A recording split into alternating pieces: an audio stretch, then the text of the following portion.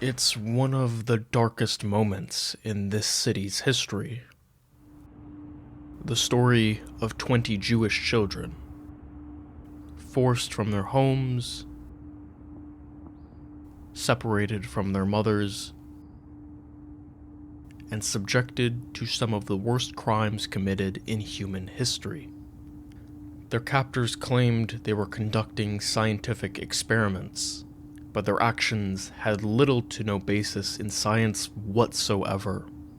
The things that happened to these children are deeply disturbing, and gives true insight into what the Nazis were capable of.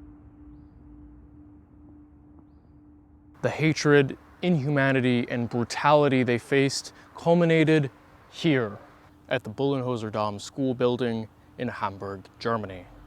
This is the place the SS brought these children to cover up the crimes they committed against them. Along with at least 28 other adults, they murdered these children just a few days before the end of World War II.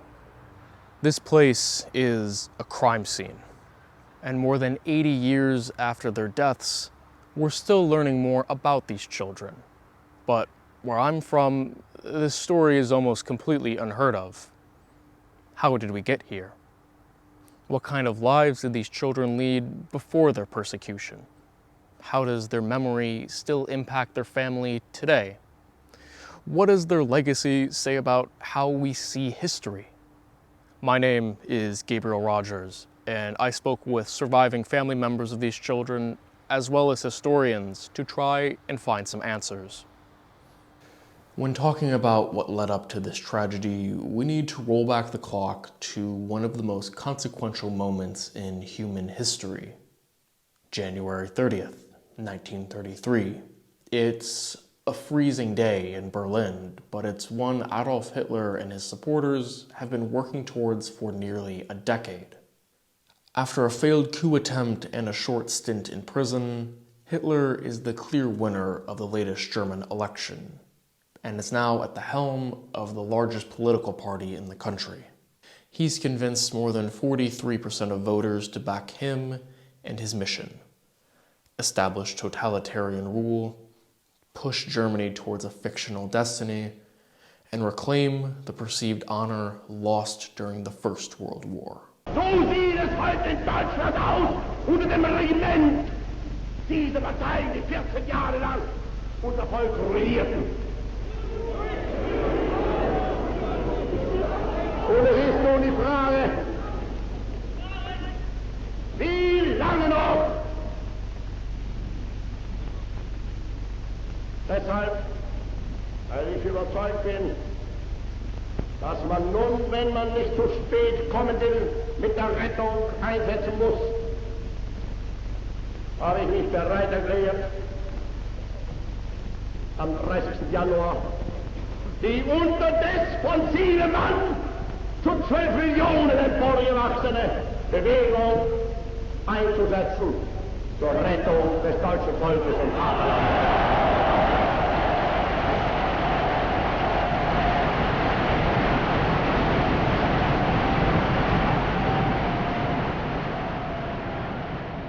Although the reasons for supporting Hitler vary from person to person, his disdain towards Jews and other minorities are no secret.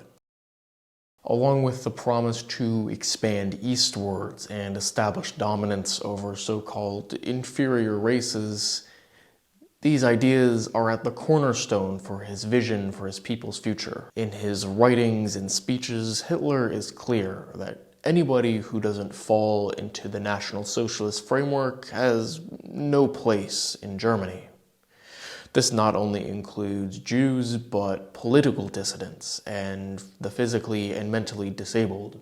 Anybody who doesn't fit into the ideas propagated by the Nazis. This date not only marks the beginning of the end for German democracy, but also the start of state-sponsored oppression of Jews. This then escalates into the largest genocide committed in human history, the Holocaust. After 6 years and 7 months of Nazi rule, they make good on their promise to expand eastward. reclaiming territory lost during the First World War, and taking the first steps into giving the German people so-called living space. September 1st, 1939, is the day Europe is plunged back into war. A war that would leave tens of millions dead, and took place alongside the systematic mass murder of over 6 million Jews. Poland is the first country to fall to the Nazis. Their invasion is swift and brutal. The young democracy is partitioned by Germany and the Soviet Union. Before the Polish army surrenders, the Wehrmacht captures Radom, a city about an hour and a half south of Warsaw. It's home to a large Jewish population, including 5 of the families whose children later died at Bullenhuser Damm. Those are Mania Altmann, Marek Steinbaum, Marek James, and Eleonora and Roman Witonski. I spoke with direct relatives of the last 3, trying to learn more about their parents who survived the Holocaust and what they knew about their lives in Radom before the Germans invaded. What kind of lives did these people and their children lead? And that's when I ran into my first challenge of this project. And did your mother ever tell you about life in Radom before the Germans invaded? No, she avoided the subject as much as possible. And I felt it was not the right thing to ask questions. So I must say, I guessed things. I knew she had suffered. I knew some things from my uncles, my mother's brothers, told me little things, but I knew about the 2 children, and all I knew is that they were not there, so presumably dead, but never knew how. And your family was mostly from Radom in Poland. Correct. Did your mother ever talk about her life there? No. Your father? She did tell me a little bit that one of the things she did, she was part of the slave labor. She worked at an ammunitions plant. She also worked at a gun factory. So I learned a little bit about what she had done during the war. My father was involved in give out supplies, blankets at the various camps. Both my parents each survived 5 different camps. But they never talked about their lives before the war in Poland. Not to me, no. Did you ever think about why? Well, I did ask what my father did when he was in Radom before the war. He worked. The family had a wood factory, and so he worked in. What these 2 experienced, their own parents not telling them about their lives before and during the war, aren't isolated incidents. In fact, it's a very common phenomenon Holocaust researchers run into. When piecing together a narrative, it's easy to be frustrated at any gaps in the story, especially in regards to something as upsetting as what happened to these children. But the silence isn't what's at the root of this lack of information. Rather, it's the fact that something so terrible happened to these people that they couldn't even bring themselves to mention it to their children. Even though they never talked about what happened to them before and during the war, the memories likely stuck with them for their entire lives. She suffered nightmares almost every night. I could hear her howl during the night.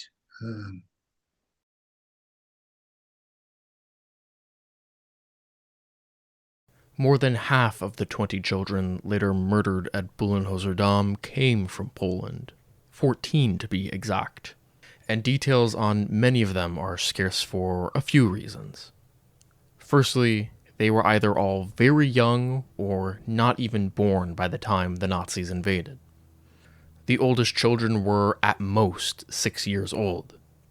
It's very possible most of them would have had difficulty remembering a time where there was no war, a life without the Germans. A substantial part of their childhood was the occupation of their home countries. Even before their lives in the camps, these children already experienced personal traumas. For example, Eleonora and Roman Witonski were both forced to watch the execution of their father. He was killed in a massacre at a Jewish cemetery. Their mother, and by extension the mother of Marc-Alain Grumelin, was deeply shaken by this. Many of the Polish children aren't well attested to. This is due namely to the tragic reality that most, if not all, of their family members died during the war. Details on some of their exact names and ages are fuzzy. In some cases, we don't even have any pre-war photos of them. At worst, we don't even know their full names.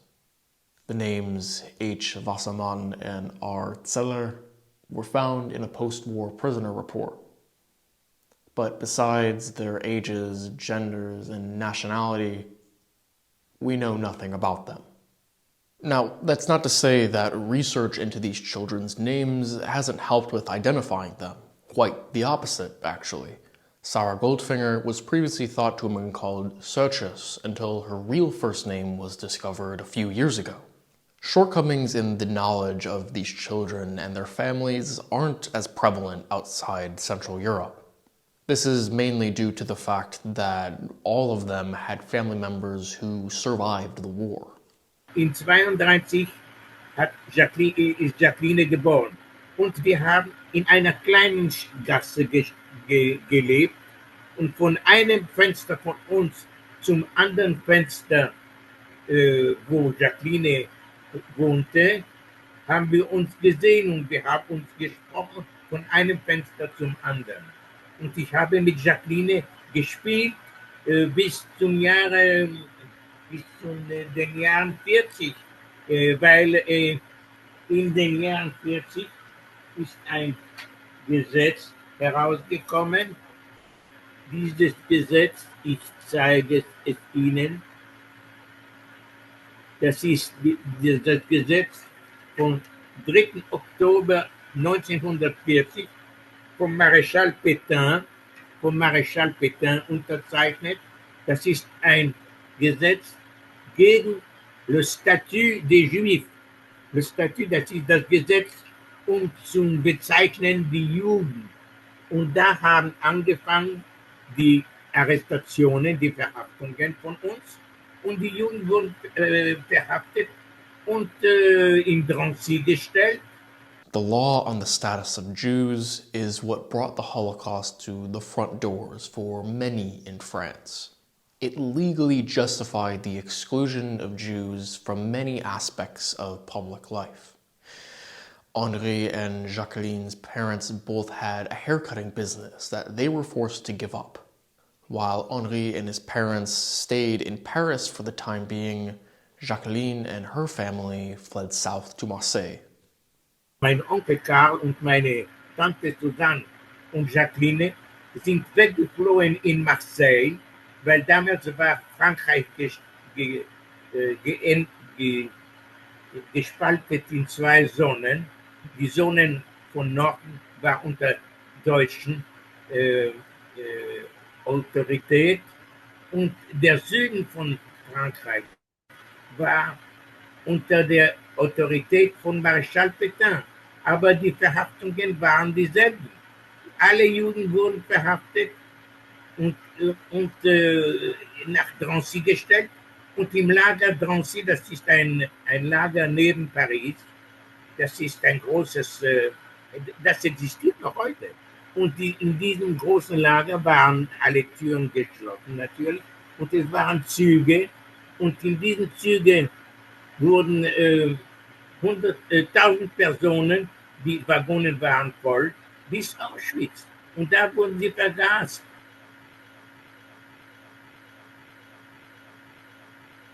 The deportation of Jews to territories conquered by the Nazis was swift and methodical. For many of the children, namely those from Poland, they had been forced from their homes during the early days of the German occupation. They spent much of their early childhoods in these sectioned off parts of cities like Radom. Just like other ghettos established across occupied Poland, overcrowding in Radom was severe, leading to numerous outbreaks of typhus. Even though Radom was a relatively small ghetto, it still contained approximately 33,000 Jews within its borders. It was during one of the Radom ghetto sorting times, where they were looking for children and older people. They were always assaulting us. It's just like you have in the refrigerator fruits and vegetables, and they're rotten.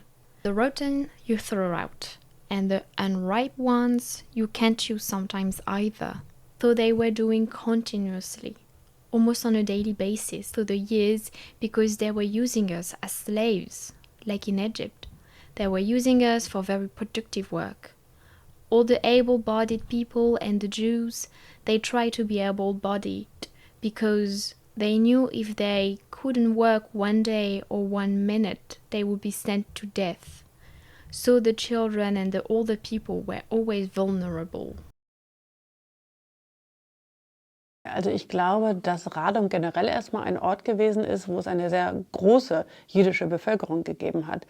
Und fast alle Bewohner Radoms, die jüdisch waren, sind nach dem Krieg, wenn sie dann überlebt haben, auch gar nicht mehr zurückgekommen. Und heutzutage gibt es, glaube ich, gar keine jüdische Community mehr. Radom, glaube ich, einfach dafür steht für jüdisches Leben in Polen. Das ist ein ganz typischer Ort dafür. A year and a half after establishing the ghetto, the SS and their collaborators begin deporting the city's entire Jewish population away. Of the 33,000 people who entered the Radom ghetto, less than a few hundred survived to see the end of the war. The vast majority of those who died were murdered in death camps. As for the children born outside of Central Europe, instead of spending a significant part of their short lives in ghettos, they were deported directly from their homes to German-occupied Poland. The families of these children came from all walks of life. Some were very well connected. The family of the Honemann brothers believed they would be safe in the German-occupied Netherlands because their father worked for Philips, a company that did a lot of manufacturing for the German army. Georges-André Kohn came from one of Paris's most prominent Jewish families, while others came from working-class backgrounds. Jacqueline Morgenstern was the daughter of a hairdresser, and Sergio De Simone's father was a sailor. But regardless of social status, their connections, or wealth, the Nazis came for all of them. Even though these children weren't sent to ghettos like the others, that doesn't mean that they didn't experience any trauma. Two cousins of the last child I mentioned, Sergio, not only were deported alongside him, but lived to see the end of the war and are still alive today. They agreed to sit down and tell me about what they and their family experienced during the Second World War. Noi siamo arrestate alla fine del marzo del 44. Sono arrivati una sera era già buio, era già notte. Noi eravamo già a letto. La mamma viene in camera e ci veste senza dirci niente, ma in casa c'era tanta confusione e poi usciamo dalla stanza da letto e c'erano, non perché lo sappiamo, ma perché la mamma ci ha detto che c'erano sia i nazisti ma anche fascisti ad arrestarci e anche la persona che aveva fatto la spia.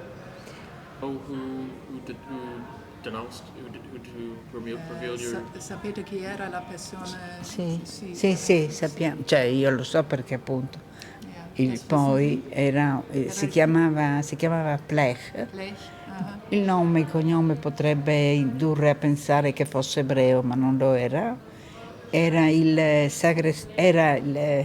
una persona che lavorava nella sinagoga a Fiume. Quindi lui aveva la possibilità, uno, di conoscere tutti e anche eventualmente di andare a vedere nei registri. E lui ha fatto la spia per tutti gli ebrei di Fiume. E c'era anche lui quando siamo state arrestate. In quel momento in casa eravamo in 8. La cosa dell'arresto più forte, come ricordo, è la nonna inginocchiata che chiedeva a quest'uomo, che era una persona, almeno a me sembrava molto alto e aveva un cappotto di pelle, che chiedeva prendete me e lasciate a casa i bambini. E quindi ci portano fuori, saliamo su una macchina e ci portano in una casa alla periferia di Susak, cioè la periferia di Fiume, un posto che si chiama Susak. E poi il giorno dopo ci caricano, pare, su un camion e siamo andati alla risiera di San Sabba a Trieste.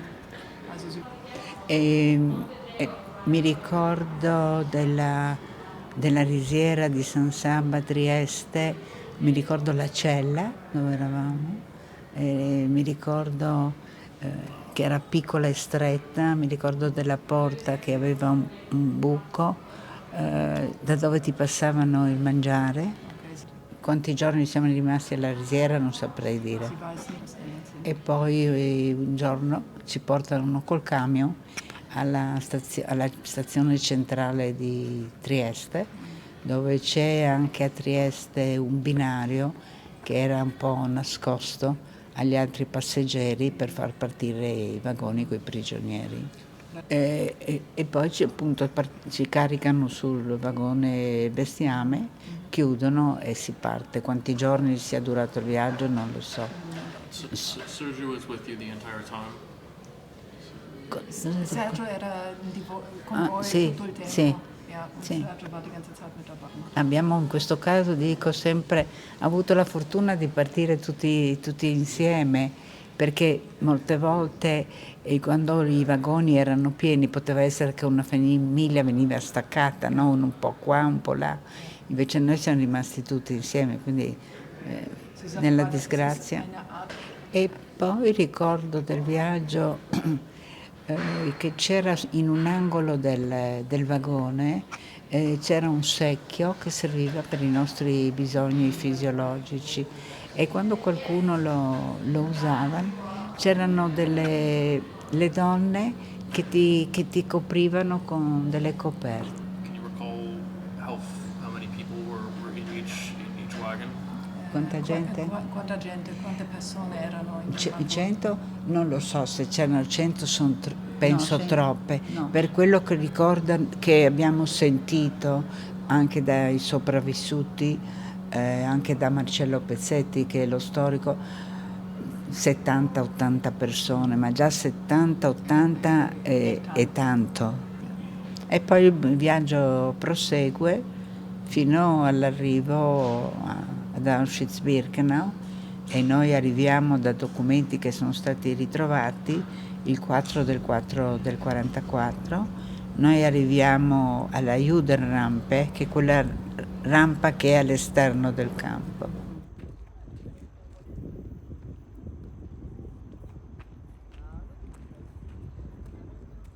The reputation of Auschwitz precedes itself. If I were to ask you to name one of the Nazis' camps, it'd probably be that one. However, Auschwitz was an exception to what most German camps were like. It wasn't just a concentration camp. Yes, it started out that way, but the reality is something so much more horrifying than that. Most people that came to Auschwitz went to the extermination camp, Auschwitz-Birkenau. After the war, some referred to it as the death factory, and for good reason. The place was designed to slaughter as many people as possible at a mechanized scale, something that had never been seen before and hasn't been seen since. The overwhelming majority of arrivals suffered this fate. It's easy to get lost in the statistics of such a place. They're impossible to fully comprehend. But over its entire history, 1.3 million people were deported to Auschwitz. 1.1 million died there, 1 million of which were Jews. This is the place that these 20 children and their families were sent to, somewhere that is pain and suffering manifested. They were deported there likely with the intention that they would die in Auschwitz. First-hand accounts like that of Andra and Tatiana detailing what they and their cousin Sergio went through are scarce, to put it mildly, especially from a child's perspective. Arrival records for many of the children and their families are missing, but historians believe they all came to Auschwitz sometime during the summer or fall of 1944. E poi il treno appunto si ferma, aprono le porte e si deve scendere, c'è tanta confusione, ma tanta confusione, e ci sono anche i cani. E mi ricordo che ci sono i cani e si scende in fretta e c'è una divisione tra uomini e donne. È lì che Sergio viene separato da sua mamma e va con gli uomini. Poi la nonna viene messa dalla parte, per quello che ricordo io, la parte destra con la zia Sonia, e tutte queste persone salivano poi sul camion, e quelli che salivano sul camion, certamente l'abbiamo saputo al nostro ritorno a casa, venivano gasati subito. Invece noi che andiamo dall'altra parte facciamo tutto il percorso a piedi sino ad entrare a Birkenau. As mentioned earlier, the majority of people who entered Auschwitz were immediately designated to be murdered, and this is the moment where that choice was made. These photos are from mid-1944, showing Hungarian Jews arriving at Auschwitz. They capture what arrival typically looked like. Prisoners exit the cattle cars and line up in front of camp guards and often medical staff. With a wave of his hand, one of these men decides who lives and who dies. To the left or to the right destines whether an individual is set aside for forced labor or to be sent to the gas chambers.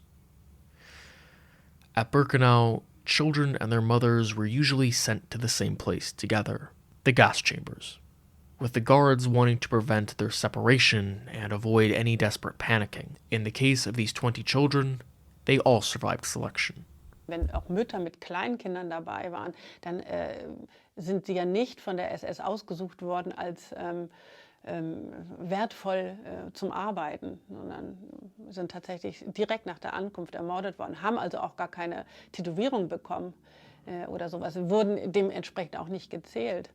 Dennoch gab es Kinder, die Tätowierungen bekommen haben, unter anderem eben die später ausgewählten Kinder vom Bullenhuser Damm, einfach weil sie aufgenommen worden sind in Auschwitz, in Familienlager, teilweise mit ihren Müttern. Und wenn die Mütter dann deportiert worden sind, weiter in andere Lager, sind sie allein gewesen und dann in die Kinderbaracke gekommen. Es gab nur eine kleine Phase, wo Mütter und ihre Kinder tatsächlich auch ins Familienlager gekommen sind. Und in dem Fall, warum sind ausgerechnet diese 20 jüdischen Kinder ausgewählt worden, denke ich, das liegt unter anderem daran, dass deren Mütter kurz vorher weiter deportiert worden sind in andere Konzentrationslager. Sie also alleine zurückgeblieben sind, deswegen auch nicht mehr im Familienlager waren, sondern in der Kinderbaracke und von dort eben ausgewählt worden sind für medizinische Experimente. Una cosa strana comunque, anche Sergio ha passato la prima selezione e non sappiamo bene perché. Noi due pensiamo sempre perché sembra che Mengele fosse molto, come si dice, attratto dalla bellezza dei bambini, e Sergio era un po' diverso da noi, aveva la pelle più scura, gli occhi neri, capelli neri, perché suo papà, insomma, perché erano tratti meridionali, diciamo, tratti meridionali, e forse l'aveva tenuto per eventuali esperimenti. The exact reason why these 20 children versus other Jewish children were spared will likely remain a mystery. However, once they were selected, they were likely set aside for medical experimentation. This was especially common for twins that arrived in Auschwitz. The camp doctor at the time, Josef Mengele, had an inhumane fixation on twins. It's likely he killed hundreds of children in unimaginably cruel ways. He believed his experiments could be the key in proving the inferiority of the Jewish race. Intentionally infecting prisoners with diseases and operating without the use of anesthesia are just a taste of what this man was capable of in the pursuit of pseudoscience.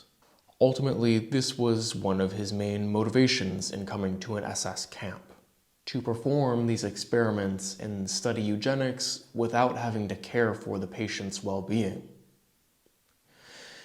He wasn't the only one either. Like Mengele, Dr. Kurt Heismeyer was a Nazi, through and through. He took National Socialist teachings on race and eugenics as gospel. Up until 1944, Heismeyer was a physician working in an SS sanatorium outside of Berlin, but had bigger aspirations. He wanted to be a professor and gain all the prestige that came with the job.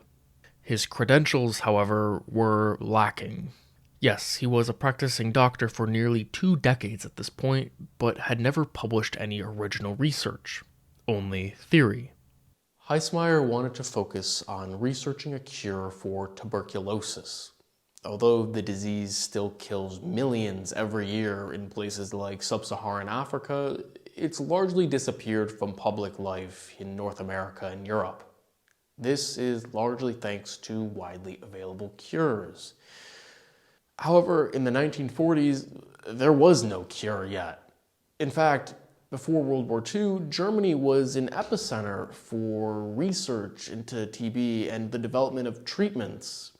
Research that Heismeyer and other Nazi doctors like him never contributed to. But still, these doctors found a platform within the regime's leadership because their understanding of medicine was based on racist nonsense.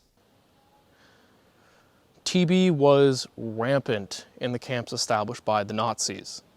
Prisoners lived in close and cramped barracks.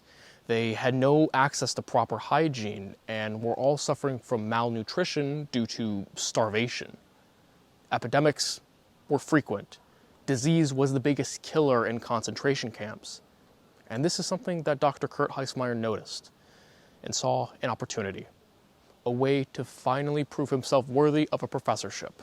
After leveraging his family ties to the top of the SS's leadership, Heismeyer secures permission to conduct experiments here at the Neuengamme concentration camp in Hamburg.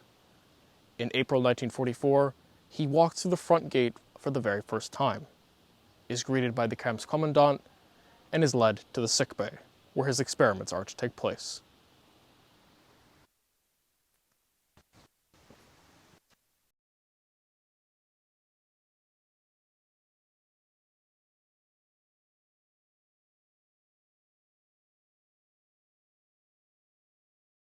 The first trial of his experiments were conducted on adult prisoners at Neuengamme, mainly prisoners from the Soviet Union.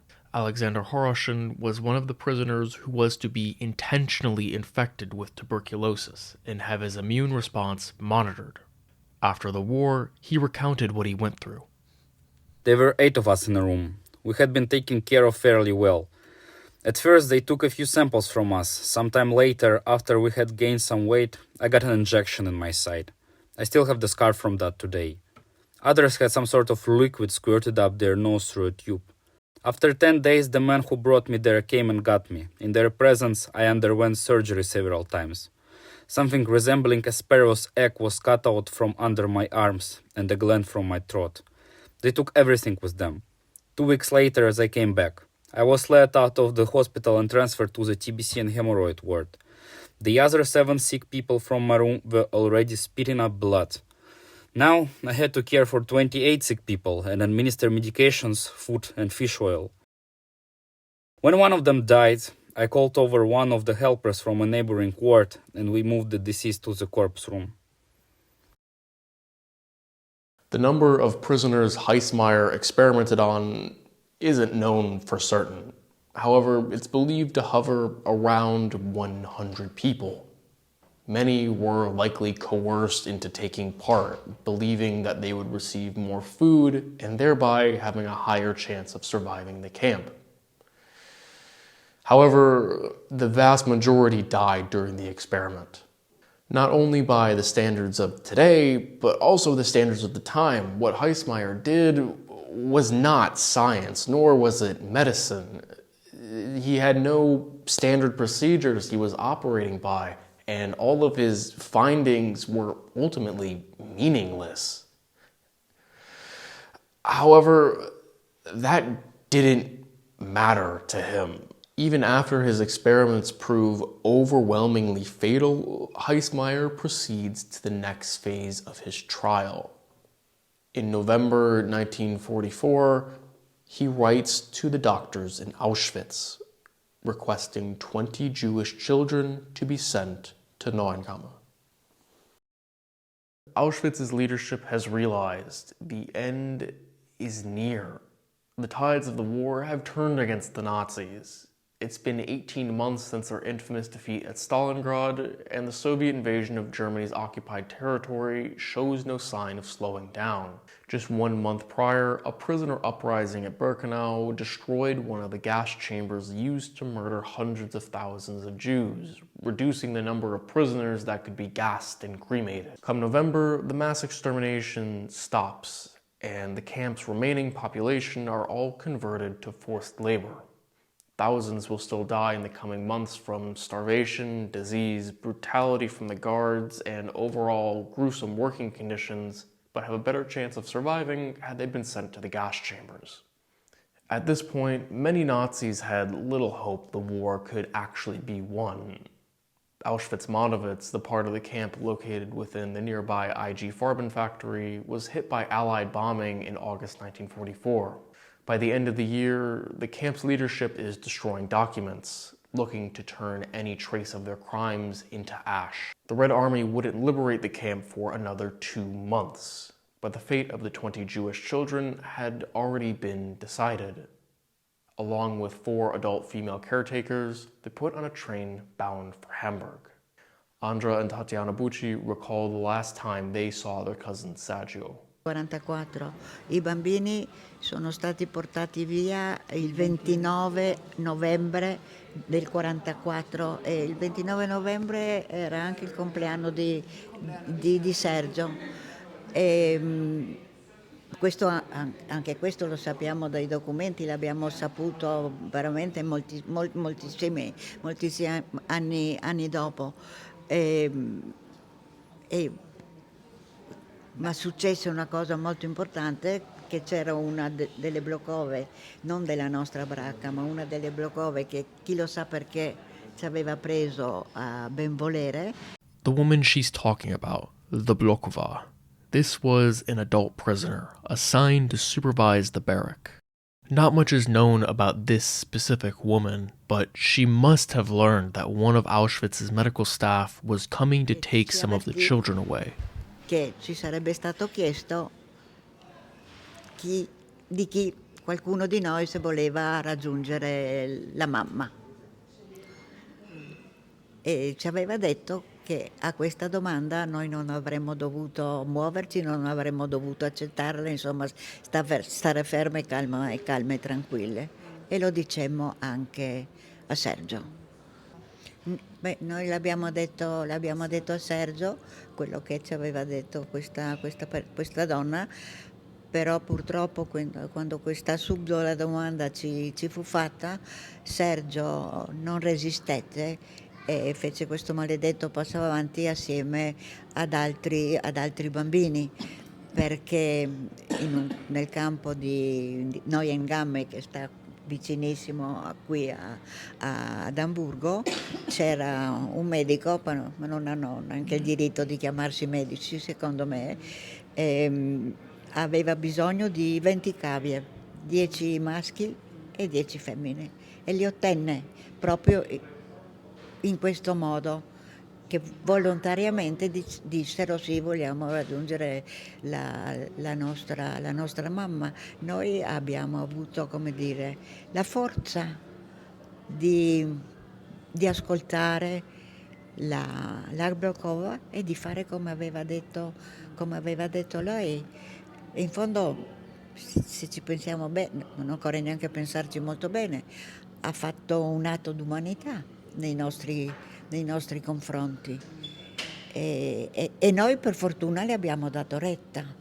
Als die Kinder ausgewählt worden sind, um nach Neuengamme gebracht zu werden, sind sie eben nicht in diesem klassischen Waggon, die man kennt, also diese Tierwaggons transportiert worden, sondern in einem normalen Waggon mit Sitzen auch. Und die sind begleitet worden von 4 Frauen, weiblichen Häftlingen, die alle einen medizinischen Hintergrund hatten. Eine davon war Frau Trotzki, die Zahnärztin in Belgien gewesen ist, bevor sie deportiert worden ist nach Auschwitz. Und diese Frauen haben halt die Kinder begleitet, und dieser eigene Waggon, wo eben keine anderen rein durften, wurde als Tuberkulosetransport markiert, so dass sich keiner genähert hat diesem Waggon, und so ist dieser Waggon einem normalen Zug angehängt worden und sind dann nach Neuengamme gebracht worden. That doctor, Paulina Trotsky, not only survived the war, but lived to testify what she experienced alongside the children as they were deported to Neuengamme. There were 10 boys and 10 girls, all between the ages of 6 and 12, all Jews, but from different countries. 2 were from Paris. I asked why the children were being sent away. They said, all children, no parents. I learned from the children that many of their parents had been sent to the work camp. The transport was guarded by a member of the SS. 20 children, a doctor, 3 nurses, was attached to a normal train in a special wagon, and from the outside it looked normal to the public. During the journey, we had to remove our Jewish badges so nobody would be suspicious. To avoid people approaching us, they said it was a typhus transport. After 2 days, we arrived at Neuengamme at 10 in the evening. Ich glaube, dass Kinder natürlich hoch traumatisiert gewesen sind, vor allem auch die Kinder aus Radom. Die haben ja vorher schon Verfolgung erlebt gehabt, waren im Ghetto. Im Beispiel von den beiden Kindern von Frau Witonska, die haben ja die Erschießung ihres Vaters miterlebt. Das heißt, die haben schon viele traumatisierende Erlebnisse gehabt, sind dann noch nach Auschwitz gekommen, dort dann irgendwann von ihrer Mutter getrennt worden. Also mag mir das kaum vorstellen, was sie erlebt haben. Dann hier nach Neuengamme gebracht worden und hier dann eben noch missbraucht worden für die medizinischen Experimente.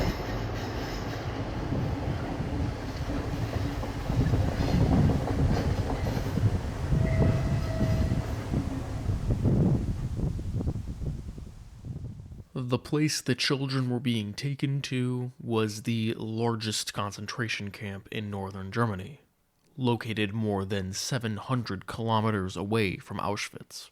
It's a hub for slave labor in the region, exploiting its prisoners to produce war goods, building materials, and for other forms of manual labor.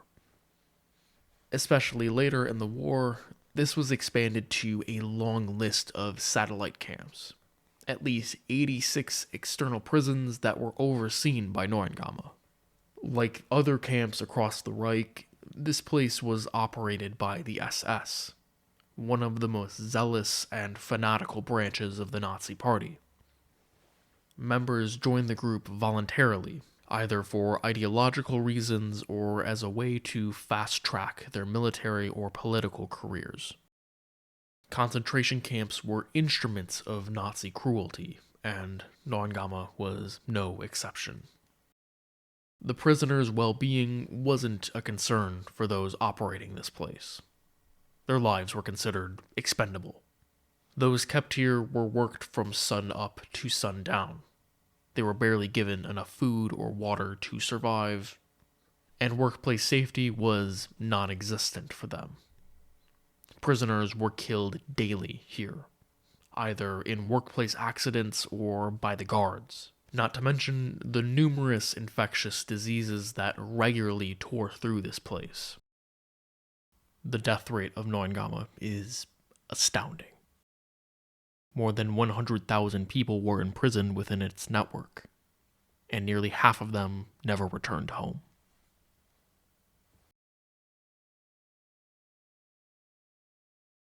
The train with the children arrives here at the Neuengamme concentration camp about 5 months before the end of the war. It's the largest prison of its kind in northern Germany, holding upwards of 12,000 prisoners. The camp is the most full it's ever been, but special barracks are set aside for the children in the sick bay, in the same room where Alexander Hoschen was experimented on. The guards lead the children there from the camp's train station, but separate them from the 4 women who came with them. Paulina Trotsky recounts the last moment she saw the children. I saw how someone cried when he saw the children. I spoke with a medical student from Belgium so we could speak French with each other. He said, "Men's camp, no children." I feared that they wanted to use the children for experiments. I never saw the children again. As for the children, they were isolated from the main prisoner population and kept on a different side of the camp. The few prisoners that they did interact with had the threat of death hung over their head if they talked about the children with the others. Their existence at Neuengamme was supposed to be a secret. However, it doesn't seem like the secret was very well kept. Prisoner testimony taken after the war seems to indicate that the knowledge of these children in Neuengamme was somewhat widespread. Im Krankenrevier des KZs Neuengamme eine eigene Baracke, Krankenrevier Baracke 4, ein Teil abgetrennt worden. Es gab einen hohen Zaun, die Fenster wurden weiß gestrichen. Also es wurde alles Mögliche gemacht, damit es nicht auffällt, dass eben diese Kinder im Lager waren. Dennoch ist es relativ schnell bekannt gewesen, dass diese kleinen Kinder dort waren. Unter anderem gab es Häftlinge, die auf die Kinder aufgepasst haben, die es erzählt haben anderen Häftlingen. Es gab Häftlinge, die ihnen eine Essensration gebracht haben, die das erzählt haben. Es gab französische Häftlinge, die beiden französischen Häftlingsärzte, die auf die Kinder aufpassen mussten, sich mit ihnen gesprochen haben und haben etwas mitbekommen. Also es gibt einige Aussagen von Überlebenden, die eben tatsächlich die Kinder sogar gesehen haben oder tatsächlich bezeugen konnten, dass es Kinder gegeben hat, weil sie es gehört haben, weil sie die Kinder gehört haben, weil sie eben die Information erhalten haben. Und es gab sogar die Aussagen oder mehrere Aussagen, dass zu Weihnachten 1944 den Kindern sogar kleine Geschenke gemacht worden sind. Also insofern, diese Geheimhaltung, die versucht worden ist, hat nicht funktioniert und es war bekannt, dass Kinder im KZ Neuengamme in dieser Sonderbaracke von Heismayer untergebracht waren. It spread like wildfire when the children arrived. I don't exactly know when they arrived, but certainly before Christmas, because us prisoners gave the children something, made something, or got something, organized something, as they said, to bring the children some joy. The children weren't allowed to leave the room, and likewise prisoners couldn't enter. Regardless, it was still done sometimes to give the children some candy. I was a nurse there and went in there to speak with these doctors in their room and heard the children playing, laughing, and singing, and even saw them through partially open doors. Other than the few rare and short occasions the children's had encounters with other prisoners here, they weren't alone in these barracks. They had 4 new caretakers assigned to them, 2 Dutch and 2 Frenchmen. These prisoners had been arrested for political reasons, accused of being resistance fighters. In comparison to the 20 children, we know relatively a lot about these men. The 2 from the Netherlands came from working class backgrounds, but were stationed in the camp's sickbay as nurses. The other 2 were very well-respected doctors in France. One of them, Dr. Gabriel Rogers, was even a member of France's nomination committee for the Nobel Prize. These 4 men had their skills exploited by the SS. making them primary witnesses to the crimes committed against the children. Even though talking about it put his life at risk, Dr. Gabriel Rogers supposedly told another prisoner, "If I were to tell you of all the atrocities I've witnessed, you would hardly want to believe it."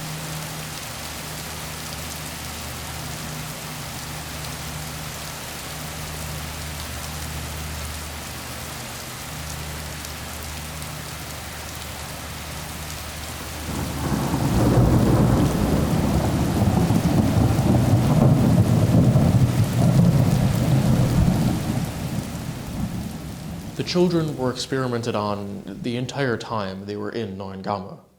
Heismeyer wanted to prove that administering the live bacteria that caused TB could result in immunity for the patient. However, he also wanted to prove that the racially inferior were more susceptible to the disease. This explains why Heismeyer specifically lobbied for Jewish children. But this line of thinking is, of course, nonsense. Nazi doctors failed to even prove that races could be scientifically categorized, much less link traits like intelligence or vulnerability to diseases to one's race.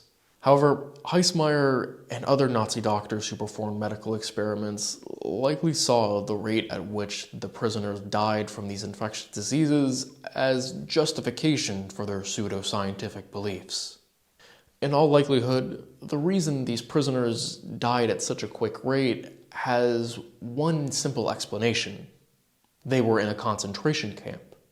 They were suffering from starvation, they were overworked, they were barely getting any sleep at night. All factors that could have accelerated the progression of one of the deadliest diseases in human history. Over the course of 10 weeks, all of the children were exposed to TB either once or twice. During this stage, one of their caretakers, Dr. Gabriel Rogers, tried to sabotage the experiment before it could even start. He risked his life to try and boil what Heismeyer wanted to use to infect the children, killing the disease.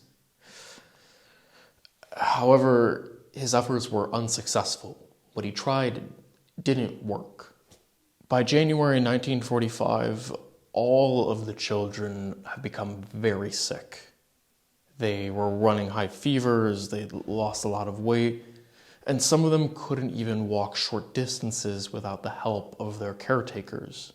It's in this condition that Heismeyer wanted to surgically collect samples from the children to see how their immune system was combating the disease. One prisoner recounts the moment he learned what was about to happen to the children.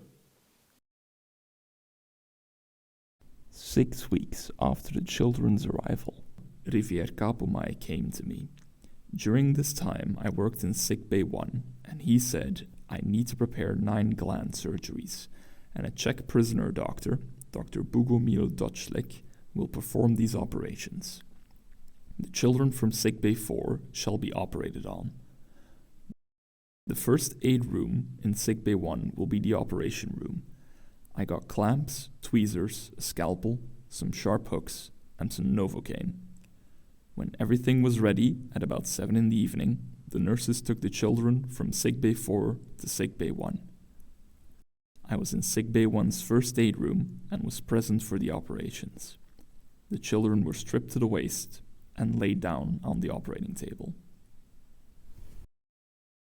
The former prisoner then describes the children receiving anesthesia and how the prisoner doctor conducted the operation. Heismeyer took these samples with him back to Berlin. Shortly after, the children's lungs were x-rayed and photographs were taken of their surgical scars. I've seen these pictures, and while they're certainly important for documentation's sake, I've decided not to show them here.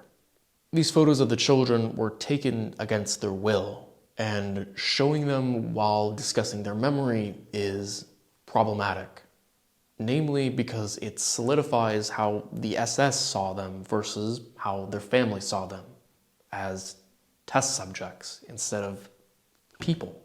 Tragically, for some of the children, like Eleonora Witonska, these pictures could very well be the only ones that exists of them. Over the next 4 months, the children's health continues to decline. Meanwhile, the air attacks on Hamburg persist. The camp itself was never bombed, but the destruction was probably visible from Neuengamme. Prisoners were likely woken up every night by air raid sirens and could probably see the burning city in the distance. The war is entering its final stage. The Allied ground invasion is closing in, and liberation is only a matter of time.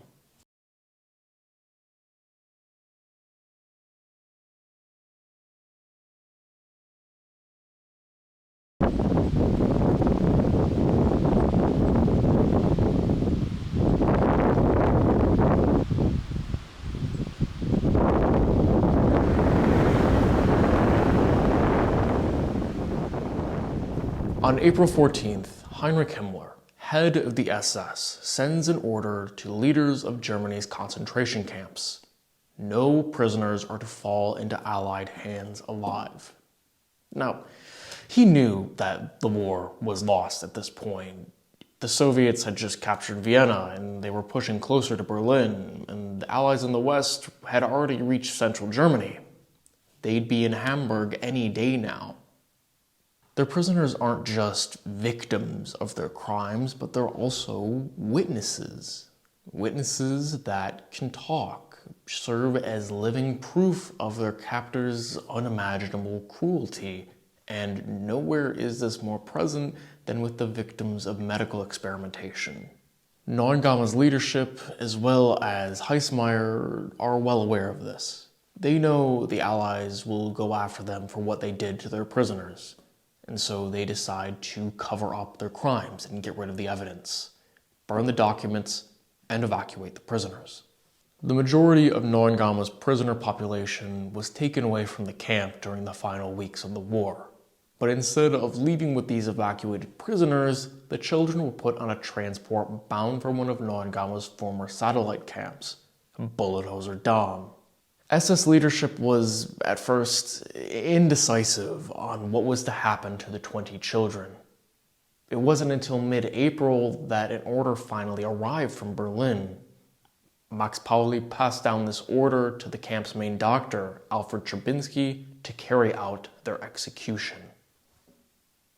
What happened next was largely carried out by word of mouth. As far as we know, there is no paper trail leading up to the night of the murders. It's mainly because there was no concrete plan on how to carry them out.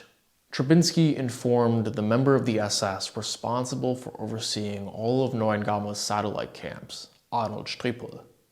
Strippel then picked the guards who would then carry out the murders. Of these men, Ewald Jauch, Johann Fromm, Wilhelm Dreimann, Adolf Speck, and Heinrich Wiehagen, almost all, in one way or another, were known for their brutality towards prisoners. One former inmate recounted Fromm's, quote, daily senseless beatings.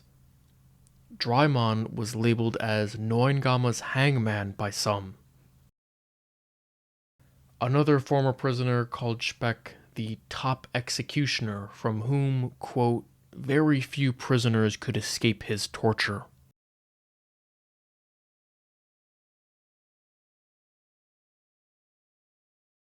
On the night of April 20th, 1945, a truck pulls into the Neuengamme concentration camp and stops in front of the children's barracks. They had already been woken up and told to pack their belongings. Their 4 caretakers were coming with them, but these men likely knew what the future had in store for them. Florence packed his few possessions. Before he left the sickbay, he shook each of us by the hand and said, "Au revoir." But to me, he whispered, "I don't believe we'll see each other again."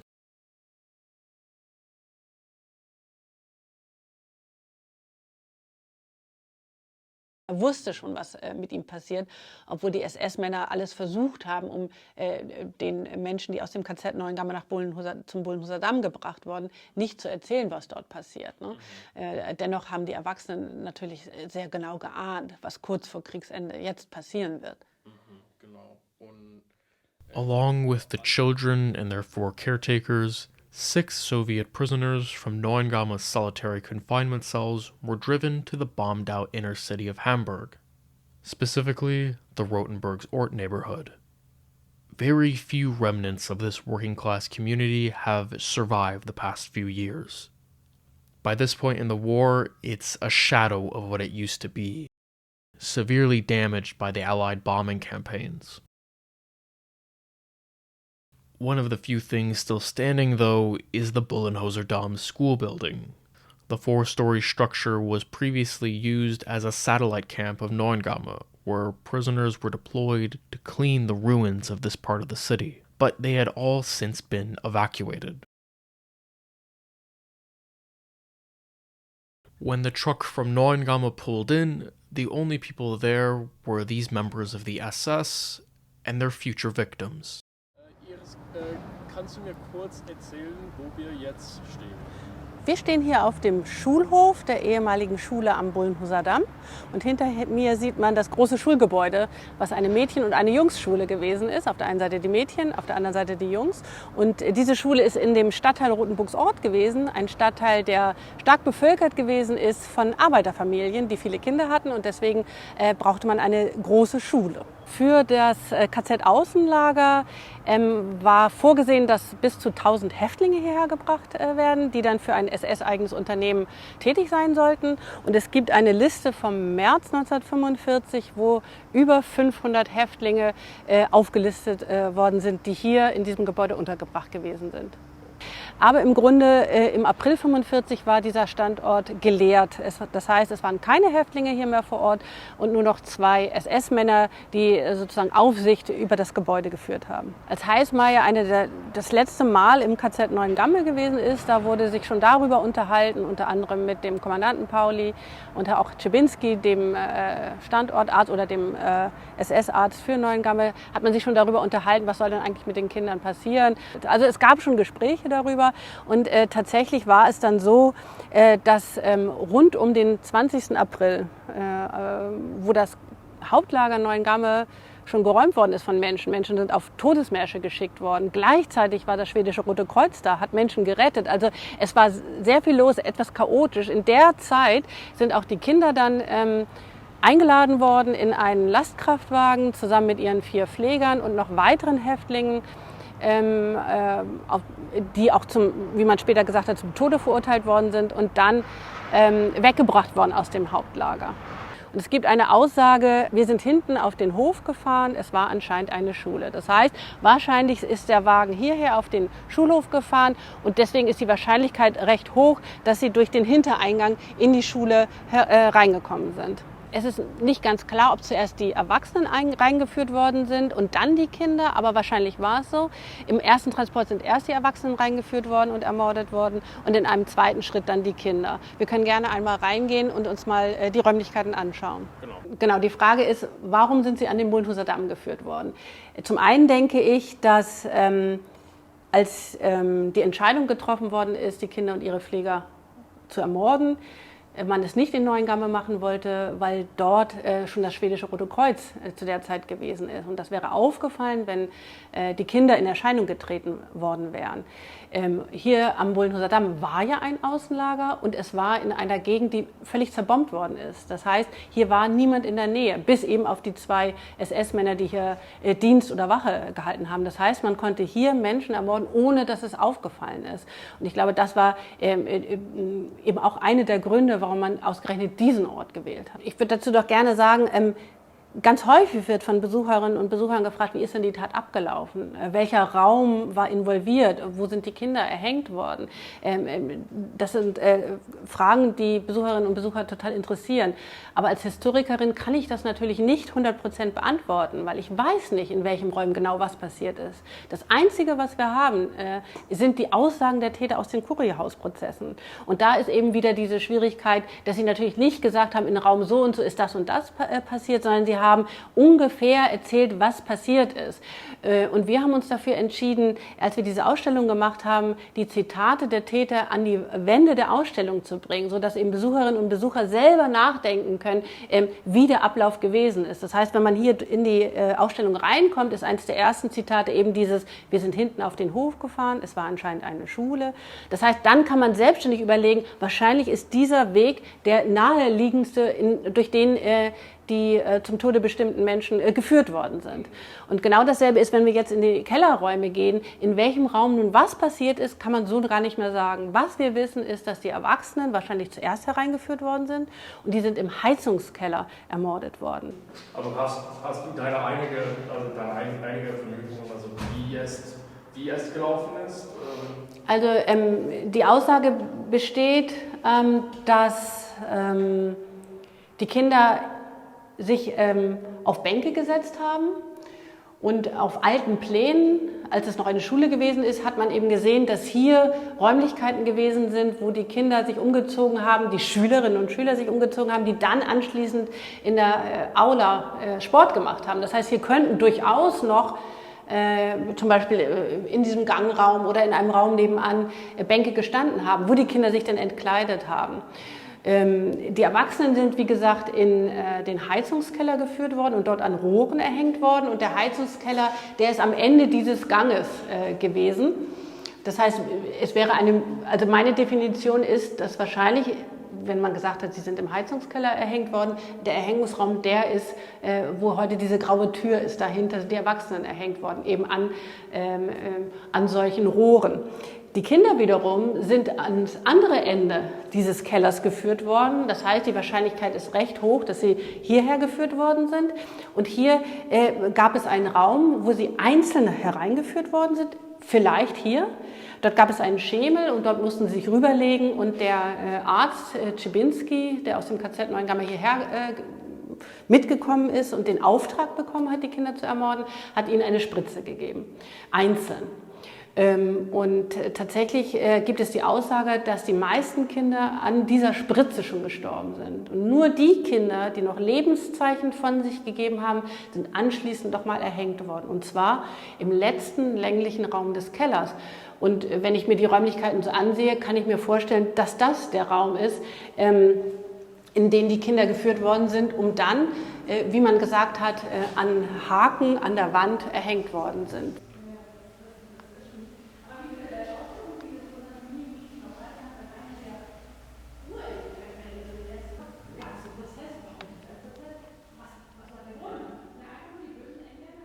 Zwei der SS-Männer, Frahm und Dreimann, sind diejenigen, die an der Erhängung dann beteiligt waren, unter anderem.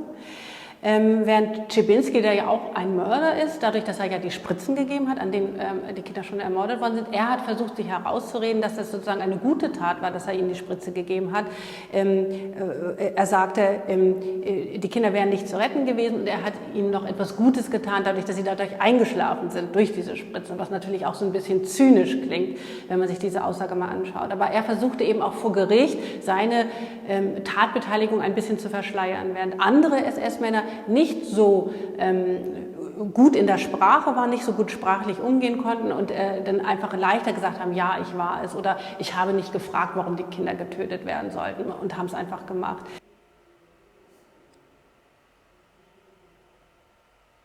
Man muss ja immer so ein bisschen die Situation auch sehen. Der 20. April 1945, der Krieg war wirklich fast zu Ende. Das heißt, die Kinder hätten es noch überleben können, sind dann eben aber als Zeugen dieser medizinischen Verbrechen, als Zeugen dieser Verbrechen umgebracht worden, kurz vor Kriegsende. Und das macht das Ganze vielleicht auch schwierig, wenn man auf der anderen Seite bedenkt, dass viele Angehörige, also viele Eltern der Kinder, zu dem Zeitpunkt ja schon befreit worden waren. Auschwitz zum Beispiel ist am 27. Januar 1945 befreit. Da waren die Kinder noch im KZ Neuengamme.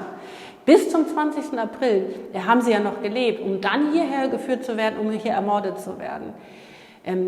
Im KZ Neuengamme hat man den anderen Häftlingen und auch den Betreuern gesagt, die Kinder würden jetzt zum Beispiel zu ihren Eltern gebracht werden, nach Theresienstadt gebracht werden. Also man hat es versucht, so ein bisschen zu verschleiern, was mit den Kindern passiert. Aber die Betreuer der Kinder haben genau gemerkt, was passieren wird. Und Gab es eigentlich eine Wahrscheinlichkeit, dass die Kinder wirklich nach Theresienstadt zurückgebracht werden?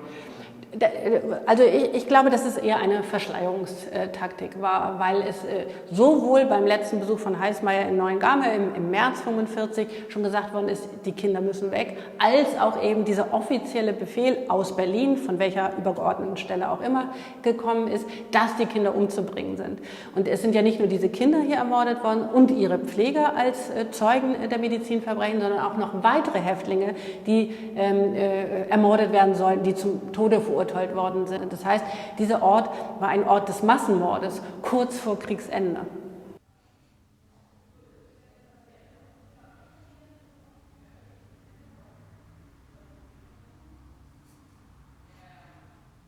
Nach dieser ersten großen Mordtat an den Erwachsenen aus dem KZ Neuengamme, ungefähr 10, und den 20 jüdischen Kindern, ist der LKW noch einmal in das Außenlager Spaldingstraße gefahren, um dort weitere Häftlinge zu holen. Das waren sowjetische Häftlinge hauptsächlich, der Aussage der Täter nach, die dann auch hierher gebracht worden sind und hier erhängt worden sind. The Spalding Street camp was just 2.5 kilometers away from Bullenhuser Damm.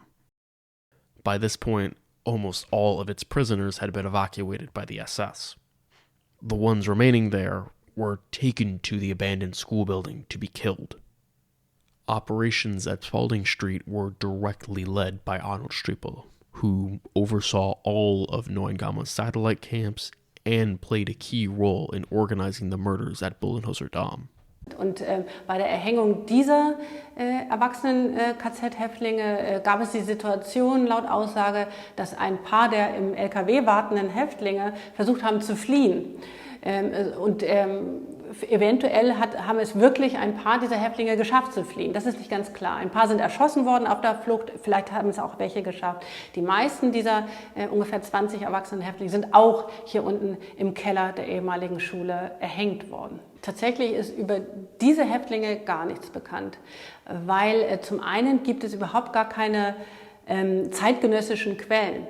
Das heißt, so wie es zu den Kindern zum Beispiel die Fotos gibt, so wie es Aussagen gibt, wer die Betreuer der Kinder namentlich gewesen sind, so gibt es überhaupt gar keine Aussage davon von überlebenden Häftlingen, die man hätte fragen können, wer das gewesen ist. Ehemalige Häftlinge hat man gefragt, wer hat die Kinder betreut, da wusste man die Namen, aber was waren das für Häftlinge, die in der Spaldingstraße gewesen sind? Es gibt keine Namenslisten. Das heißt, es gibt nur eine Anzahl und auch da nur eine ungefähre Anzahl. Und wenn man einfach sagt, in der damaligen Sprache, die Russen, dann heißt es halt Sowjetbürger. Das können genauso Ukrainer gewesen sein, Letten, wir wissen das nicht. Es waren einfach Menschen aus der Sowjetunion, die aus welchen Gründen auch immer in der Spaldingstraße zum Tode verurteilt worden sind oder beschlossen worden ist, dass sie ermordet werden sollten. Aber es ist keine zeitgenössische Quelle zu finden, die sagt, wer es gewesen ist, welche Namen sie gehabt haben. Dazu gibt es absolut keine Aussagen.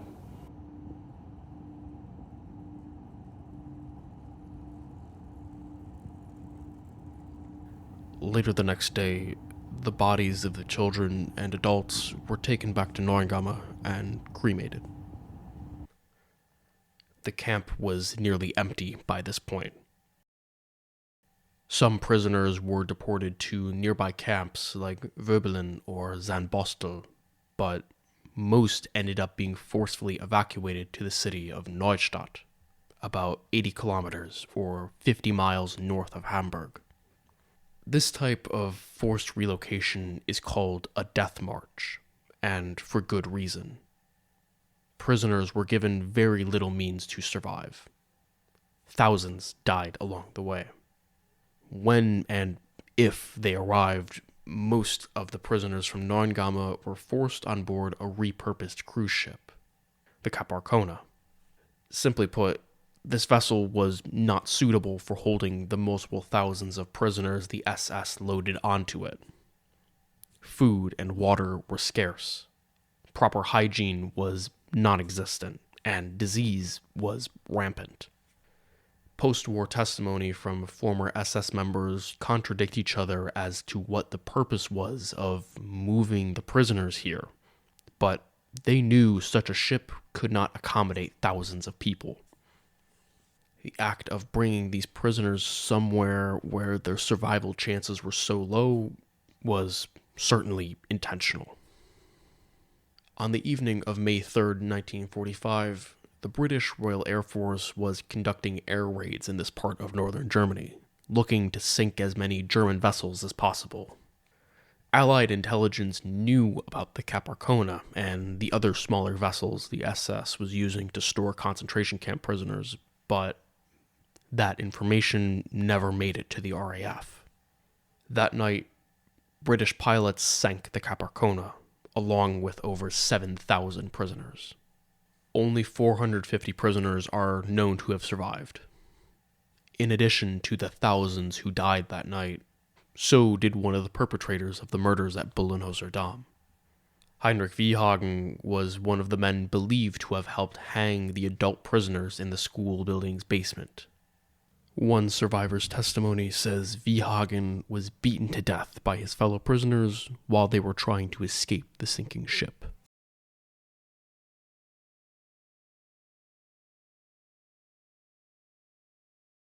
But what about the other perpetrators?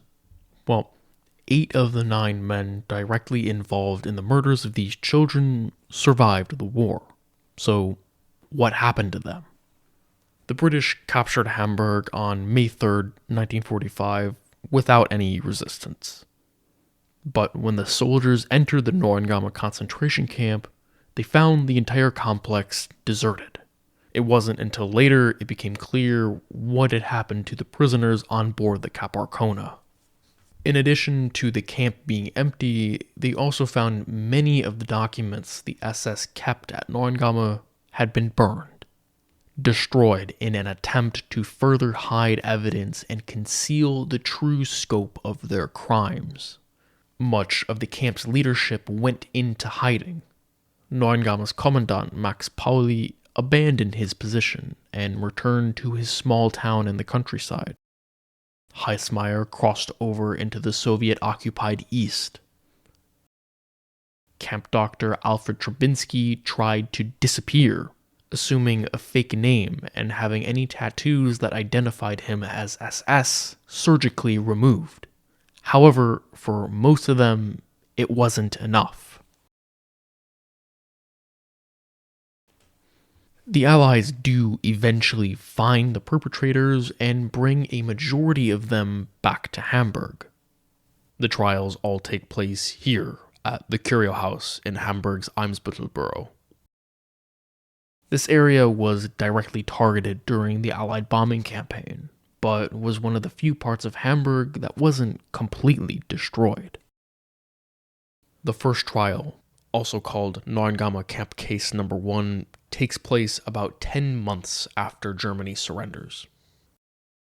Of the 14 former Neuengamme concentration camp staff on trial, 4 were directly involved in the murders of the children.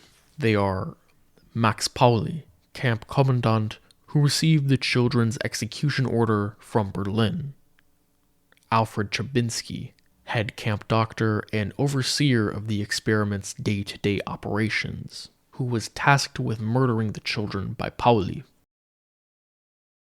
Wilhelm Dreimann, referred to as the hangman of Neuengamme in the camp, who helped bring the children from their barracks to Bullenhuser Damm and partook in the murders of the adult prisoners. And Adolf Speck, known for his brutality among prisoners, who was one of the guards outside the school and later shot some of the fleeing Soviet prisoners who tried to escape their execution. Later, 2 other perpetrators were brought to stand trial at the Curio House. Those are Ewald Jauch, accused of bringing the children from the transport to the basement of Bullenhuser Damm, as well as Johann Fromm, accused of hanging the children presumed to have survived Trubinsky's initial morphine injection. If you think this is a lot to keep track of, exactly who did what, you'd be right. One of the main challenges that prosecutors faced with these men was getting all of their stories straight. These men knew their lives were on the line.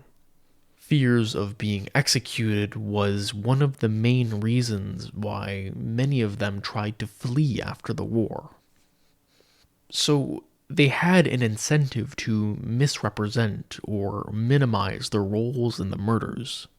Trubinski said numerous times that the children couldn't have been saved. Speck tried to pin the murders of 2 fleeing Soviet prisoners onto the deceased Wiehagen. Pauli tried as much as possible to distance himself from how the murders were carried out. Overall, the testimonies of these 6 men can be summed up as one large case of he said, she said, trying as much as possible to pin certain actions on the others.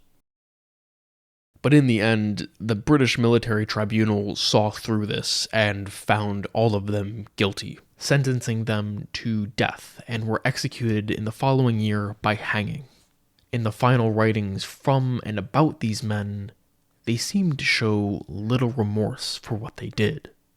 Until the day he died, Trubinski insisted the children could not have been saved, and that he was a good person who did the children a favor by killing them. Pauli maintained he was falsely convicted. Dreimann invoked the argument that he was simply following orders. There's 3 men noticeably absent from these trials. 1, Kurt Heismeyer, the leader of the crew medical experiments on the children. 2, Arnold Strippel, who organized the murders at Bullenhuser Damm. And 3, Hans Friedrich Petersen, who drove the prisoner transport to the abandoned school building. Simply put, Petersen's role as the driver was seen as barely involved in the murders. He's an accessory to them, 100%, but his actions were overshadowed by the cruelty of the other men. Petersen was never prosecuted, never called as a witness, and lived the rest of his life in obscurity. He died in 1967. Next is Heismeyer. As mentioned previously, Heismeyer leaves Neuengamme shortly before the end of the war, crossing into the Soviet-occupied East. He returns to his parents' home in central eastern Germany. This small village is about as remote as you can get. It's nearly an hour by car to the next major city. In the newly established East Germany, Heismeyer is able to conceal his past fairly well.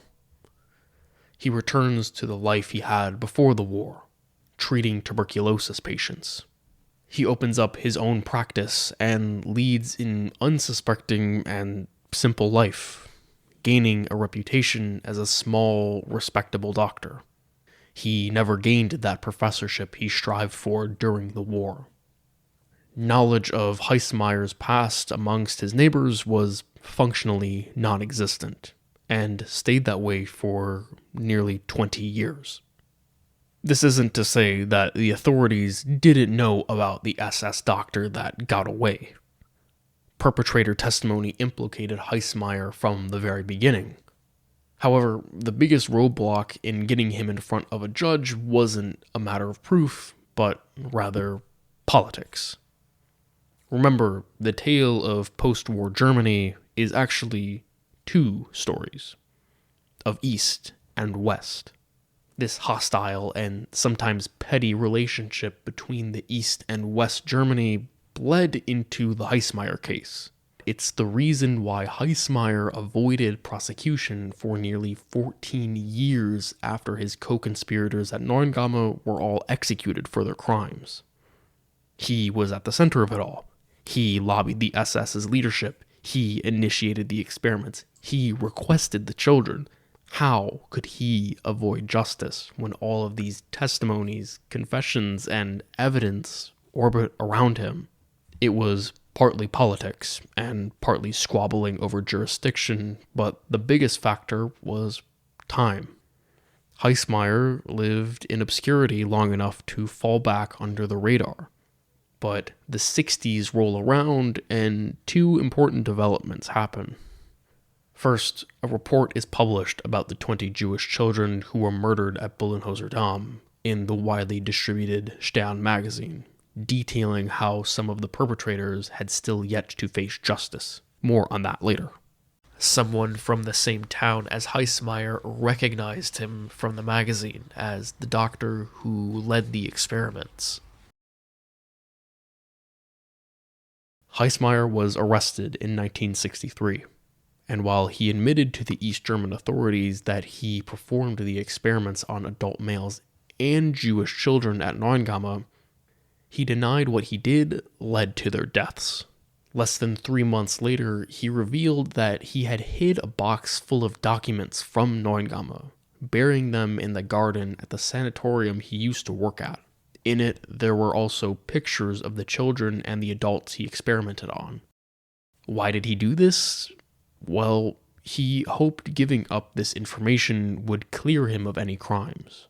But in reality, it had the opposite effect.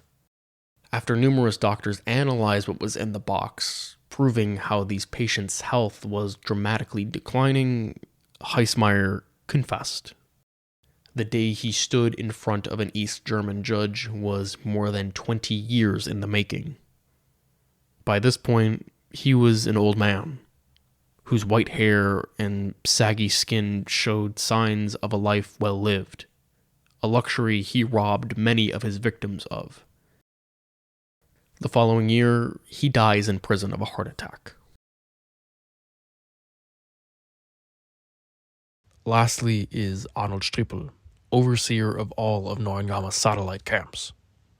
The nature of many of these career SS members is that they moved around a lot, often looking for better positions at different camps. Strippel was no exception to this. Before Neuengamme, he was stationed at the Buchenwald concentration camp. For his crimes there, he was sentenced to life in prison plus 10 years in 1949. 15 years later, an investigation into Strippel was opened regarding his role in supervising the murders of the 20 Jewish children at Bullenhuser Damm.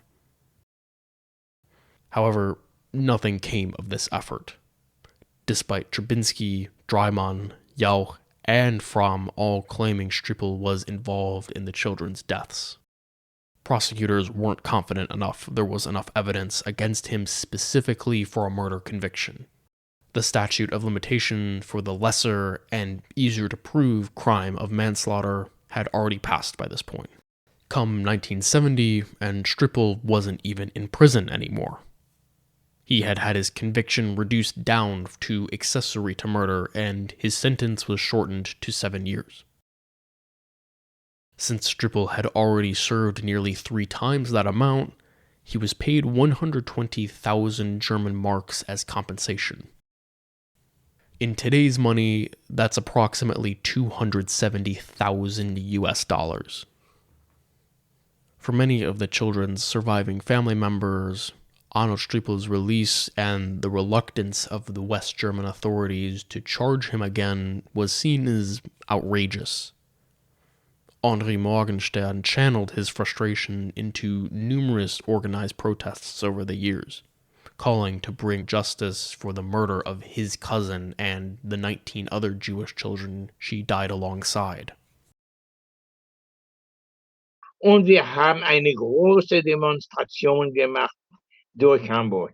Natürlich hat mir der Bürgermeister von Hamburg angerufen, hat mir gesagt, Herr Morgenstern, Sie können doch nicht durch diese Straßen gehen, weil sie sind verboten. Da habe ich geantwortet, Sie haben sie verboten, aber ich habe sie nicht verboten. Wir werden unsere Demonstration machen, durch die größten Straßen von Hamburg. Und es waren mit solchen Pankarten, Strippel muss vor einem Gericht kommen, Justiz muss gebracht werden. Und Arnold Strippel SS hat erhängt, weil ich musste unbedingt, weil Strippel war doch noch frei. Henri later escalated his efforts, quite literally bringing his calls for justice to Strippel's front door. Wir haben bestanden, eine Demonstration zu machen in seinem Gebäude, wo er wohnte. Also wir sind in seinem Gebäude gekommen mit ein paar Juden, wir waren ungefähr 12 oder ich erinnere mich nicht mehr. Und wir haben solche Farben, rote Farbe gehabt und wir haben die rote Farbe auf dem Boden gespritzt und auf der Mauer geschrieben, Strippelmörder. Und wir haben Fotos aufgenommen. Ich hatte alles organisiert mit einem Fotografen und wir wurden eingesperrt. Ich wurde eingesperrt von der deutschen Polizei. Ich bin davon sehr stolz. Also wir sind die Opfer, wir sind eingesperrt und Arnold Strippel, der Mörder ist, der ist frei wie ein freier Vogel. Strippel did eventually find himself charged for crimes committing during the Second World War, but not at Neuengamme. He was also stationed at the Majdanek extermination camp in Poland. Strippel was named a defendant in the Third Majdanek trial and was convicted and later sentenced in 1982. Despite being connected to over 40 murders, he received only 3.5 years in prison, none of which Strippel actually served due to him having already spent time in prison. By the time the Majdanek trial was over, the city of Hamburg had reopened their investigation into him regarding the murders of the 20 children. Charges were brought in 1983, but court proceedings were ultimately discontinued. The courts ruled Strippel was no longer healthy enough to stand trial. He died in 1949, at the age of 82. Strippel ist der Beweis, dass man ein Berufsmörder sein kann und dass man ruhig in seinem Bett schlafen kann.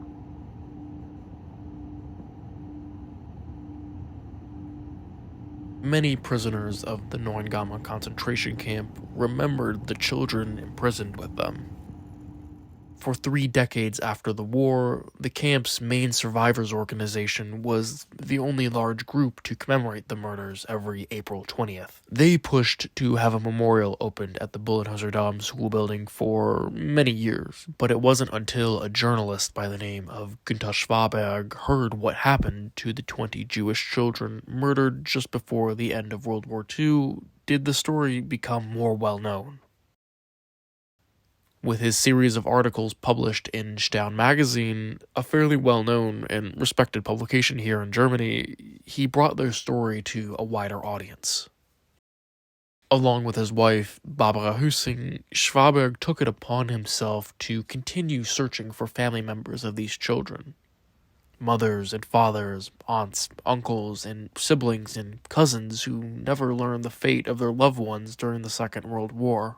Henri Morgenstern was just a little boy when his cousin Jacqueline fled parents with his aunt and uncle. He never saw her again. It wasn't until the journalist from Hamburg reached out to him that he learned for certain what happened to Jacqueline. Ich war in meinem Kabinett und plötzlich erhalte ich ein Telefongespräch. Ich bin Günther Schwaberg, ich bin Journalist von der Zeitung Stern und ich möchte Sie anfragen. Kennen Sie Jacqueline Morgenstern? Sage ich ihm, ja, ich bin der Cousin von Jacqueline. Also ich möchte Sie begegnen. Er kam in meinem Kabinett und er kommt mit einem Fotografen. Also ich werde Ihnen ein paar Fotos zeigen. Sie werden mir die Foto von Ihrer Cousine zeigen. Es waren 20 Fotos und zwischen diesen 20 Fotos habe ich erkannt meine Cousine. Und da hat er mir gesagt, stellen Sie sich vor, Herr Morgenstern, dass Ihre Cousine mit 19 anderen jüdischen Kindern wurden erhängt.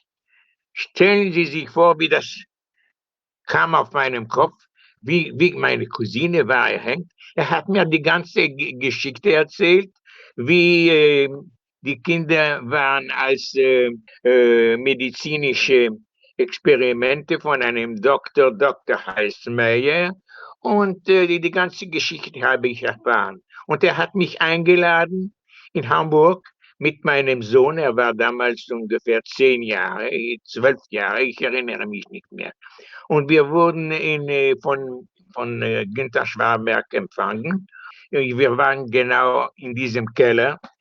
Und nachdem habe ich mich Fragen gestellt. In der Halle war eine Marmortafel. Und auf dieser Marmortafel war eingeschrieben, hier wurden ausländische Kinder erhängt.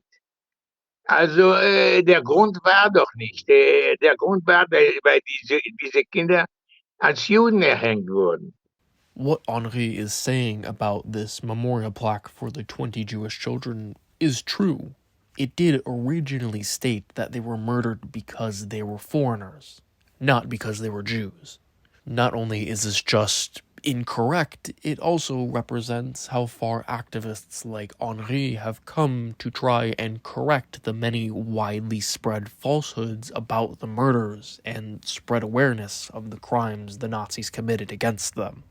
Günther Schwaberg und Philipp Kohn und ich, wir hatten eine Rede, haben wir eine Gesellschaft gegründet, les enfants du Bullenhuser Damm, die Kinder vom Bullenhuser Damm. Und wir haben beschlossen, dass jeder 20. April soll eine Entweihung kommen, eine Zeremonie kommen. Over the years, much of the research and discoveries have come from this group, looking to find answers and provide closure to families who never found out what happened to their children, cousins, nieces, nephews, or siblings. The biggest discovery in recent years came from research into prisoner transports going to and from Auschwitz. The child, previously known as only W. Junglieb from Yugoslavia, was actually Walter Jungleib from Slovakia. The person who connected these dots was a family member of one of the Polish children that found out Walter had an older sister, Greta, who survived the Holocaust and was living in Israel, but never knew what happened to her younger brother. She broke the news to Greta over the phone, and I sat down with Greta's children and grandchildren to talk to them about what happened next. She called me after she got the news. It was in the evening time. She got at 8:00 p.m. this call, and she couldn't believe what Bella Reichenborn told her, and she immediately called me, and I couldn't believe what she's talking about. She was shocked. She was, I think she even was sick. It was very hard for her. Then we decided to search if it's really him. You remember that maybe because they found a document that he was from Yugoslavian. That's wrong.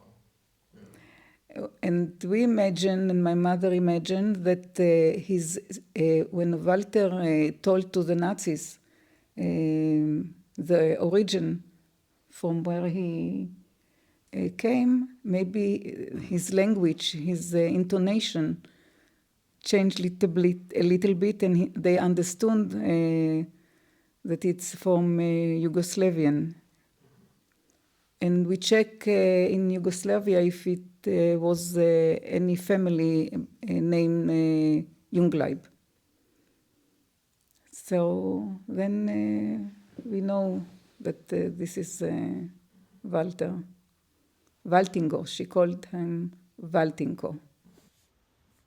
The source for this mix-up with the nationality likely happened before Walter was deported to Hamburg. When the SS questioned his family where they were from, they likely said Slovensko, Slovakia. But the person filling out the arrival paperwork likely misheard them and wrote down Slovenia, a part of what was then Yugoslavia. Walter's name doesn't appear on any known documents from Auschwitz. However, his sister Greta and his mother do. It took more than 70 years for researchers to connect the dots. Until 2015, they were searching for Walter and any family members in the completely wrong country. During that time, Greta never stopped wondering what happened to her younger brother. But she tried all her life to look for him. You know, she read a lot of books about the Holocaust. She had the contact people in Yad Vashem. She have many family. She tried, and she didn't know. And then her mother remarried, and she was in. There was the communist, Czechoslovakia became. So there was a lot. She didn't get a lot of information, and she lived with it. That he died, or he became somebody adopt him, and he became a Christian. But suddenly the truth came to her face, and she was shocked. She was really shocked. At first, Günter Schwaberg was the one finding and getting in touch with the children's surviving family members, but other family members have taken on that responsibility of passing on any new information. Like in the case of Greta and her children, there hadn't been any new information on Walter since they were separated at Auschwitz.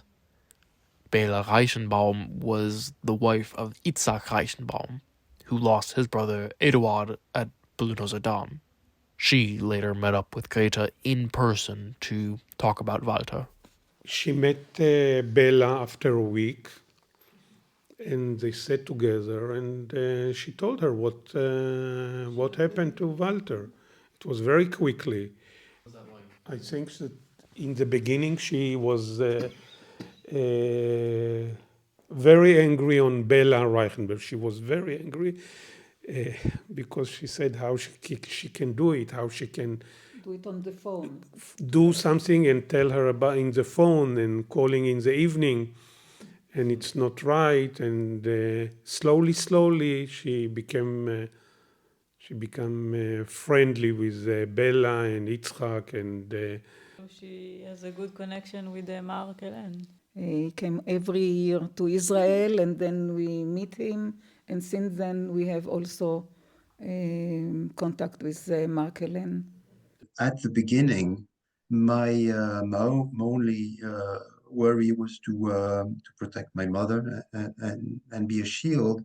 But little by little, especially as I started going to Hamburg on my own and meeting other relatives, my feelings became much different. I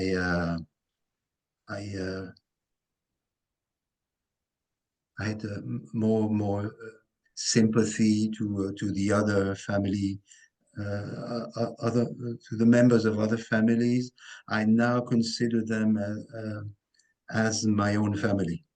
You see, You've become pretty close with them over the yes, previous years, especially the ones that lived in Israel. Unfortunately, they're no longer alive, like Shifra. Or the Reichenbaums. I was quite close to them. I'm still close to Greta and her family, and we share this story and this grief.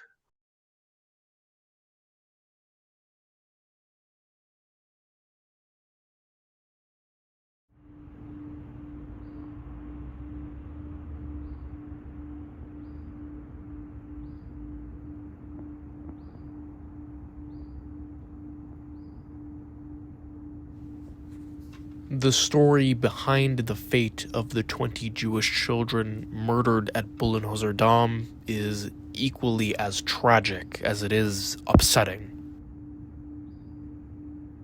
their murders undermine some of the fundamental values thought to be essential to our humanity. Children are supposed to hold a privileged position in our world. By nature, they're defenseless. They need the protection from those around them. Therefore, any transgression against them is inherently unjust. No exceptions. From a historical perspective, the fact that so much is known about the story of these 20 children is remarkable, even though there are countless gaps in our knowledge. Names, ages, faces that will likely never be found. It's a miracle we know so much about them. But while the knowledge of their story is so exceptional, much of what these children suffered through isn't. The Nazis had no reservations about murdering children. In their twisted worldview, the mere existence of not just these children, but countless others as well, justified their terror and suffering. We know the story of these 20 children fairly well because the Nazis failed at covering it up. But the number of children who shared the same fate, the true scope will likely never be known. And I think small stories, or small camps like Neuengamme and this place can fade away if you don't do this work of remembering and, be very active about it. And it's a very important story to tell, I think, for humanity, So everyone has a story, everyone had a family, so everyone counts. The Nazis tried to systematically cover up their crimes, including this one. They took advantage of the weak and powerless and subjected them to unrestrained wrath. Jews, Roma, Sinti, the disabled, whole nations viewed by them as subhuman, all at the whim of the Nazis' barbarism. The evilness that was inflicted on these little children is something that people can't imagine and can't grasp, that kind of evilness. And to keep that memory and pass it on to whoever it is. It doesn't need to be only just Jewish people. Also, everybody needs to study this evilness, that we can understand how to be better ourselves and to make maybe better future for us. It's important for me to know the history of the family and what they went through for us to be alive today, and to hear it. It's hard, but in the end they make it through hell that we can be alive.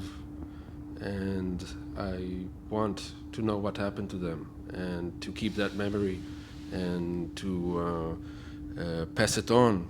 An additional layer of these children's tragedy comes from the injustice that continued after the war. Thanks to the inability of those in the Allied and German legal systems, known perpetrators got away with their crimes or lived long enough to barely face any consequences.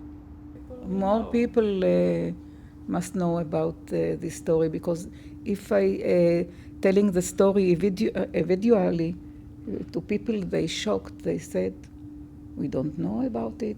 At school, nobody tell this story. It's time to do it. People have a tough time relating to 6 million Jews that were murdered. 20 children, that hits home very quickly. 20 young children hits home very close to a lot of families. And so I want people to remember what had happened, and I feel comfortable speaking in front of these groups and telling them my story. As a granddaughter to grandparents who've been through the Holocaust, I grew up as someone that every time we hear about something shocking that has been done to people, we say it's inhuman. And I remember, like, as a girl, I always grew up in knowing it is human. To say it's inhuman, it's not true. It is really part of who we are as humans. And what happened here in Europe in the World War II is a horrible and good example for it.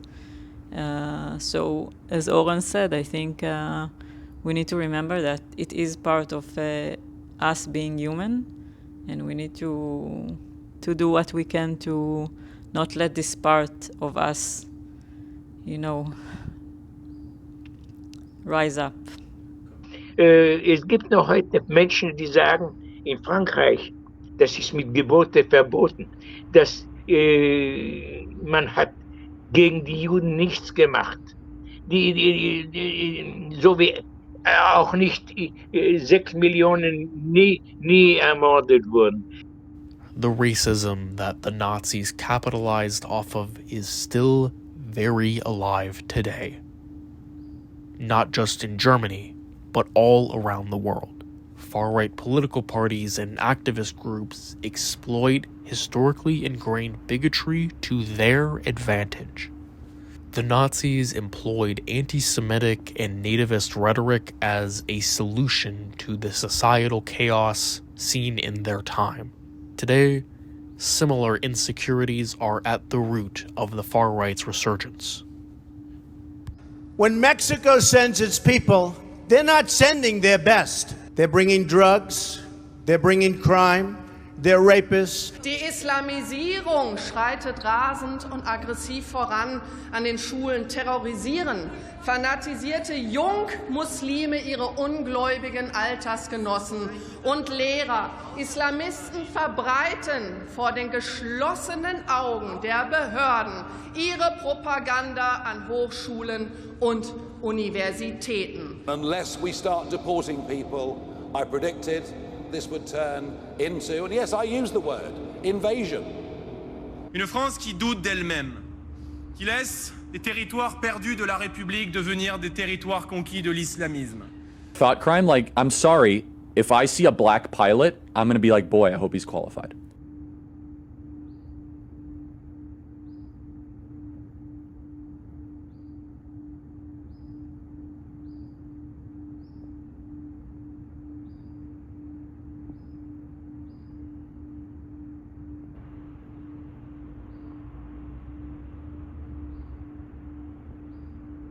Die Geschichte dieses Ortes ist natürlich noch immer nicht zu Ende. Zum Beispiel ist sie nicht zu Ende, weil noch nicht alle Namen bekannt sind. Wir sprachen eben schon mal kurz über die sowjetischen Häftlinge. Eventuell wird ja doch irgendwann in einem Archiv in Moskau oder wo auch immer ein Schriftstück gefunden. Es kann ja sein.